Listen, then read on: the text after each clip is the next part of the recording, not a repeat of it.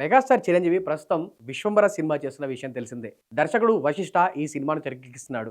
Socio fantasy elements తో భారీ budget తో తెరకెక్కుతున్న సినిమా కావడంతో ఈ సినిమా పైన మెగా ఫ్యాన్స్ లో గానీ, నార్మల్ ఆడియన్స్ లో గానీ భారీ అంచనాలు నెలకొన్నాయి.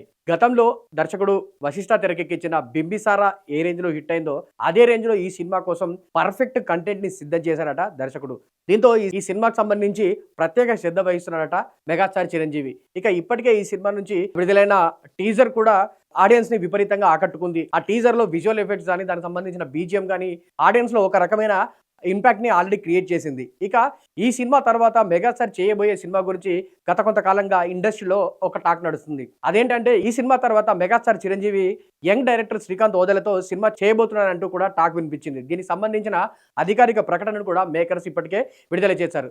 ఇక ఈ సినిమాని క్రేజీ కాంబినేషన్ లో వస్తున్న ఈ సినిమాని నేచురల్ స్టార్ నాని నిర్మిస్తున్నాడు. దీంతో ఇటు నేచురల్ స్టార్ నాని, అటు శ్రీకాంత్ ఓదెల, ఇటు మెగాస్టార్ కాంబో, ఈ ముగ్గురి కాంబోలో వస్తున్న ఈ సినిమా కావడంతో ఈ సినిమా పైన ఆటోమేటిక్ గా అంచనాలు భారీగానే నెలకొన్నాయి. ఇప్పుడు విశ్వంబర ఆ సినిమాకు సంబంధించిన షూటింగ్ కంప్లీట్ అయిన వెంటనే చిరంజీవి శ్రీకాంత్ ఓదెల సినిమాను పూర్తి చేయబోతున్నారంటూ కూడా వార్తలు వినిపించాయి. కాకపోతే తాజాగా వినిపిస్తున్న సమాచారం మేరకు చిరంజీవి విశ్వంబర తర్వాత చేయబోయే సినిమా శ్రీకాంత్ ఓదెలతో కాదని అనిల్ రావిపూడితో అంటూ కూడా ఒక న్యూస్ వైరల్ అవుతుంది. దీనికి సంబంధించి స్వయంగా అనిల్ రావిపూడి కామెంట్ చేయడం ఇక్కడ విశేషంగా మారింది. తాజాగా ఆయన తెరకెక్కించిన సినిమా సంక్రాంతికి వస్తున్నాం. ఈ సినిమా జనవరి 14న ప్రేక్షకుల ముందుకు రానుంది. ఈ సినిమా ప్రమోషన్ లో భాగంగా మాట్లాడిన అనిల్ రావిపూడి మెగాస్టార్ చిరంజీవితో తన నెక్స్ట్ సినిమా ఉండబోతున్నట్టు కూడా కన్ఫర్మ్ చేశాడు.